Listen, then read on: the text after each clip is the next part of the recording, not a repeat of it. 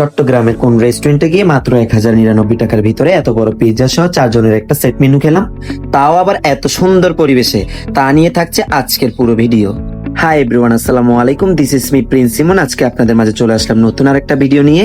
সেদিন আমরা সবাই মিলে চলে গেলাম চট্টগ্রাম পিৎজা বার্গার রেস্টুরেন্ট, যেটার লোকেশন ছিল জামাল খান মোমিন রোড। এরপর আমি আর তাড়াহুড়া না করে আস্তে আস্তে সোজা উপরের দিকে উঠে যাচ্ছিলাম। ভিডিও ক্লিপস দেখে কয়েকজন আমার দিকে তাকাচ্ছিল। যাই হোক, চলে আসলাম হাতের ডান পাশে লিফট বরাবর। দেন আমি চলে গেলাম সোজা লিফটের ভিতরে, আর আমার সাথে ছিল আমার ছোট বোন ইয়াসমিন চৌধুরী, যে কিনা কিছুদিন যাবত আমাকে বলছিল ভাইয়া চলো পিৎজা বার্গার রেস্টুরেন্ট ঘুরে আসি। আর তাকে নিয়ে আজকে ভিজিট করতে চলে এলাম এই রেস্টুরেন্ট, যেটা প্রেজেন্ট ছিল লিফটের 5ম তলায়। বাহিরের স্পেসটা মোটামুটি লাইটিং থাকলেও কিন্তু ভিতরের ইন্টেরিয়রটা ছিল অনেক সুন্দর। আমি ভিতরে ঢুকে দেখলাম just wow, exclusive interior design এতটা সুন্দর ছিল যা আপনারা না দেখলে বুঝতেই পারবেন না।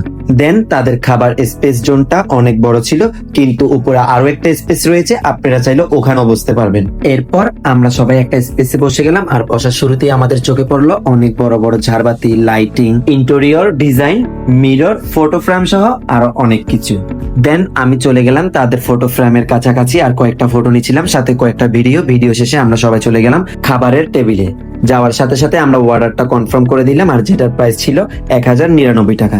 সাথে ছিল 8 ইঞ্চি সাইজের একটা পিৎজা। খাবার আস্তে আস্তে আমরা সবাই আড্ডা দিচ্ছিলাম, আড্ডার মাঝখানে কিছু ফানি টাইপসের কথা বলছিলাম, আর যেটা শুনে সবাই হাসছিল।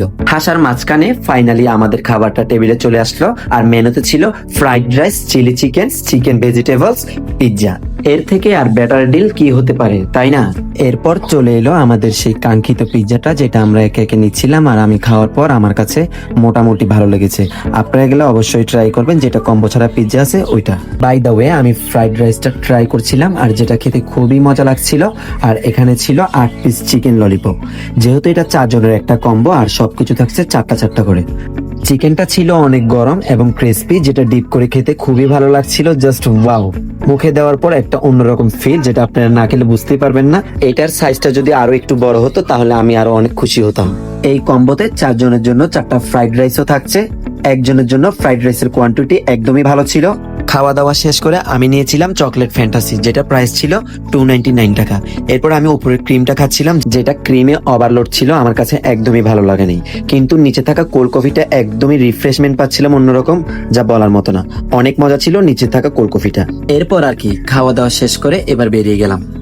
না, আমার শুরুতে চোখের সামনে পড়ে গেল একটা মিরর, যেখানে আমি হালকা পাতলা কয়েকটা ভিডিও নিচ্ছিলাম, নিজেকে এভাবে দেখছিলাম। যাই হোক, আজকের মতো এতটুকুই ছিল।